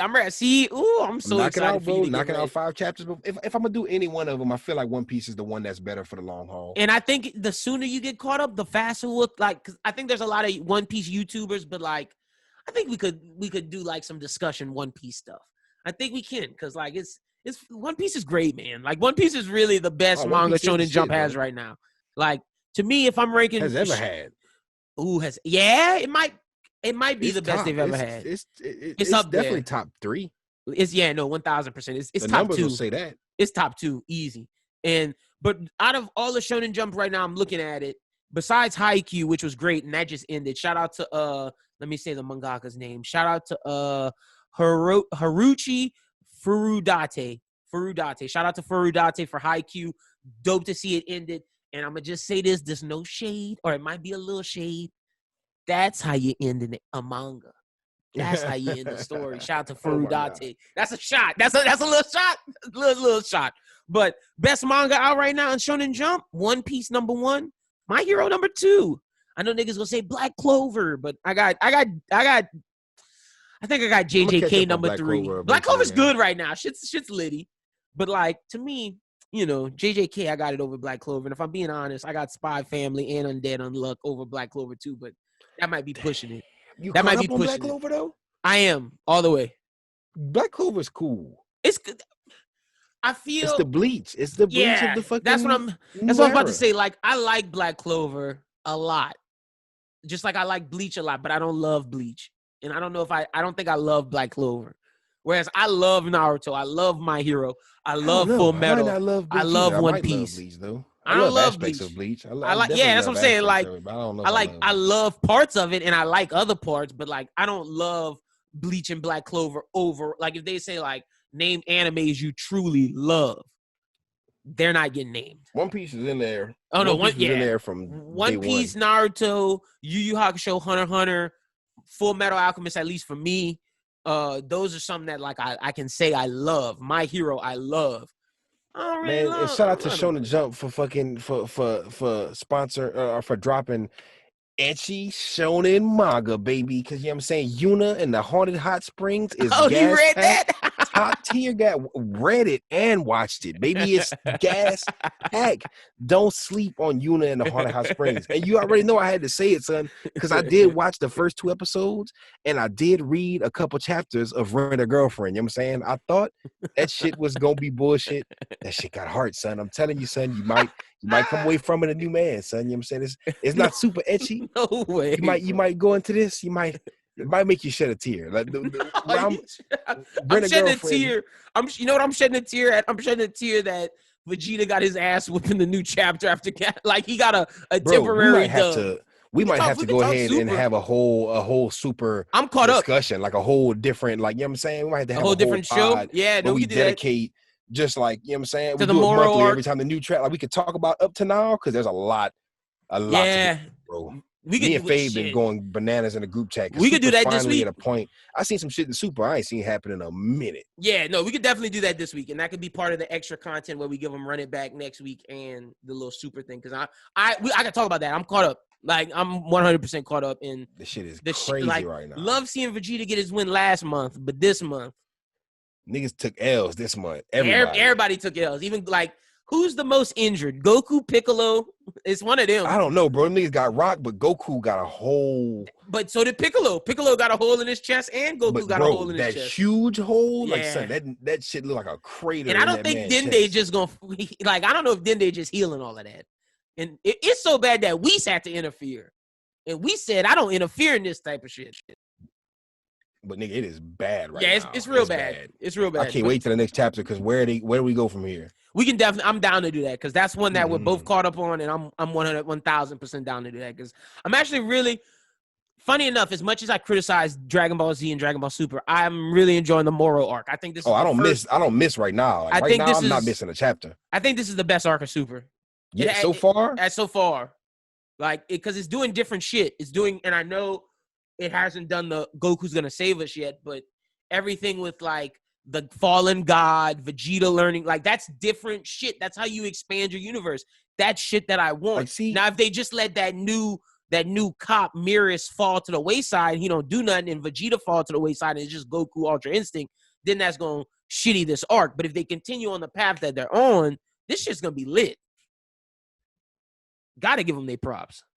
That cop got something going on with him. Yeah, they gonna dive he's an angel with that the Galaxy cop. But he's an angel. They're diving into that for sure. Yeah, they're not about to just let that not get addressed. They gotta dive into that. But also, I want to shout out Hardboiled Cop and Dolphin. That's a fun series on Shonen Jump. That's just a mystery cop series I enjoy. Also, wanted to shout out Time Paradox Ghost Rider. It's different. It's not really my bag of its action. It's just basically this guy is writing a mangaka. He gets these stories from the future, and then he posts these stories, and the best stories in Shonen Jump. And this girl wrote these stories in his time period, but she hasn't gotten them published yet. And she's like, "Why are my characters in Shonen Jump now?"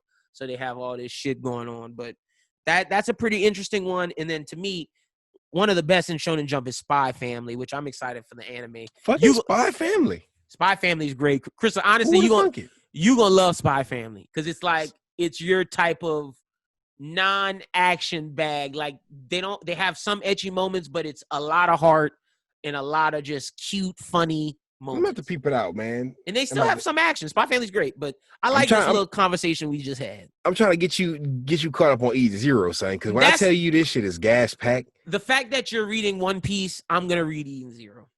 And son, I'm almost caught up with E0. I got literally 15 more chapters left, if I'm not mistaken. It might be less than that. And then when you catch up, then we could do discussion on that. Now that'll make me want to catch up because One Piece is the next one. I'm gonna be doing One Piece and Jujutsu Kaisen exclusively. Well, these manga contents are coming. This manga content's coming. We're gonna do that DBZ video. We're gonna make that happen. There's too much shit to touch on. I'm like, we're gonna do it. But you guys can expect some DBZs, or not DBZ, some Dragon Ball Super content from us. We got some more manga content as me and Christian catch up. But the Run It Back's new episode will be next week. Shout out to the guest, Peter McGinn from What Do You Say Anime. Brody. We're doing Studio Ghibli. I guess we can announce the movie right now. We're doing Howl's Moving Castle. Yes, we didn't choose Kiki's Delivery Service. We didn't choose My Neighbor Totoro. We didn't choose Princess Mononoke. Those are going to come. We're saving some of the classics, but to me, this is a classic, but it's an underrated classic. Peter didn't see it. I don't know if Chris has seen it. I think I'm the only one who's seen it before, so we're going to have that how does it hit you for the first time versus is it run it backable? And this will be a great discussion. So how's Moving Castle, the next run it back? You guys can, I'm telling y'all now, so y'all watch it I think we're going to look to drop it Tuesday or Wednesday of next week, but go out. It's on HBO Max. Y'all go watch it to get ready for the rewatch, or you can watch it on Kiss Anime. But how's Moving Castle? We're going to be doing that. So y'all be on the lookout for that next week. But other than that, Chrissa, tell the people where they can find you on social media. At Chrissa SJE, you know what I'm saying? Everywhere. You feel me? You could space between Chrissa and SJE if you want to find some music, you know what I'm saying? Yeah, MimicGawd vs. Annie Twitter. Yeah, man. It's out. It's doing good, man. It just broke 10K on Spotify. You feel what? It's 11K on Spotify. But me and Fade just dropped like a little Rivals 1.5. Y'all got a banger on there. Fuck Rachel. Y'all, Bruh, no, Fuck I'm not Rachel even. I'm not even talking about and I'm not even trying to be disrespectful. I'm not even talking about Fuck Rachel. You Fuck talk about the Rachel. fucking Who's Fuck Next? Rachel's a hit, but who's next? That hip hop, bro? No, Nobody was expecting Chrissa, hip-hop I was Harry playing shit. that. I put that on the pod where I was dancing for Bros Who Think. I put that on the. My girlfriend came when I was editing it, and she just heard a beat right when the song started, and then you go. She starts, bro. My girlfriend was cutting up to that song. She was like, y'all, they got a hit. Like she wanted to do a challenge to that. Y'all need to make y'all like. We got to talk about this off air. Y'all need to do something with that because that song is a hit. And that was just a little prequel. We did Fuck Rachel and we did Who's Next, and because we did Rivals 1 with some classic songs like Gogeta, Deku versus Kachan, but don't get twisted. Fuck Rachel's is the anthem for the Fuck Rachel gang. Like Fuck Rachel, all my homies hate Rachel. I'm waiting for like a week or two until, because it's like maybe 2 or 3 weeks until Tower God Dub wraps up, and then I'm be on the timeline aggressively. I'm be like, hey, Fuck y'all Rachel. Have no reason to not have watched this by now. Like, what is wrong with y'all? Watch Tower of God, because I feel like people are still sleeping. I see people that are slowly catching on. Some people are watching the dub. I'm spoiling shit on the timeline back to back to back. Because I ain't gonna lie, Tower of God is gas. I'm pushing the Tower of God agenda 2020. I'm getting so close to reading it because I don't know if I can wait for season 2. Now, see, I don't know if I'm there yet. For some reason, the webtoons ain't hitting for me just yet. The webtoon doesn't look as good to me as the animation of Tower of God. Now, like, see, God of High School, it looks the exact same to me. Like, God of High School looks just like the webtoon. But you see, Tower of God, it does not like. It does not look the same. Yeah, it is. The anime, like, we're spoiled with the anime. The anime is looking good. That's my biggest. That's every time I think about reading it, I go back to like Bam does not look like Bam in the like they don't look like the same, and it's like that's throwing me off. So that's why I haven't started reading it. But I might. But nah, you have sold me. I'm reading Eden Zero. We're doing it because you're on One Piece. You showed me that you're doing it, so I'm gonna do it too. But yeah, y'all make sure y'all go follow Chrissa. Check out MimicGawd vs. Annie Twitter. Make sure y'all go check out Rivals 1.5. I'm telling y'all, if we was outside and they had a club, I'm telling y'all, we got to make this into a viral moment because Chrissa has a hit, a true bona fide in the club that could be on every club on Friday night. You have bitches twerking, niggas back there just doing, that's a fucking vibe. That hip hop Harry. Who's next? That shit is fun. Gas packed. Y'all make sure y'all go jam that. Y'all can follow me at LynBWT. Follow the Bros Who Think at Bros Who Think. Be sure to this Thursday check out the most recent episode of the Bros Who Think podcast with myself, Brooklyn, Doom, Julian, Justin, and Schubert. Y'all be sure to check that out. Also, if you're a movie and TV fan, y'all be sure to check out Bros Who Binge, the most recent episode. We reviewed the new Andy Samberg movie on Hulu called Palm Springs, which is really good. Like if you're a fan of Andy Samberg or good comedies, y'all should definitely check out Palm Springs and we review it. As well as if you're an Avatar fan and you listen to Anime Talk, there's no reason why you shouldn't be listening to Bros Who Binge because we are reviewing Avatar: The Last Airbender every episode. Right now we're on book 2, episodes 5 through 8. We do it in 4 episodes chunks because they're so small. So right now we're in book 2. We literally just got Azula and Ty Lee and May fighting the Avatar for the first time. So we're in the thick of things. Y'all can hop on. Y'all be sure to check that out. We're reviewing Avatar every week. But other than that, next week, like we said, look forward to the Run It Back episode and our DBZ special, kind of starting our manga content on YouTube. But other than that, you guys have a great weekend. For MimicGawd, for Chrissa, my name is Lyndon. We'll talk to y'all next week. Until then, peace.